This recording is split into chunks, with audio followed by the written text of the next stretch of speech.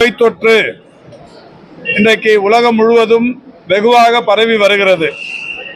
பொதுவாக இந்த குரங்கம்மை முதலில் கண்டறியப்பட்டது 1958ஆம் ஆண்டு என்று சொல்லப்படுகிறது.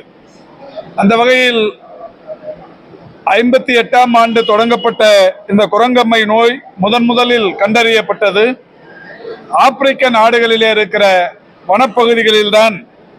அங்கே இருக்கிற குரங்குகளிடமிருந்து பரவியதாக சொல்லப்படுகிறது.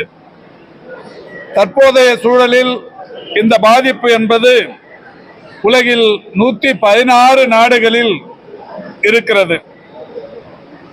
குறிப்பாக ஆப்பிரிக்காவில் உள்ள காங்கோ நாட்டில்தான் இது முதலில் பரவ தொடங்கி தற்போது அமெரிக்கா, ஐரோப்பிய நாடுகள், சீனா, ஸ்பெயின், தாய்லாந்து போன்ற பல்வேறு நாடுகள்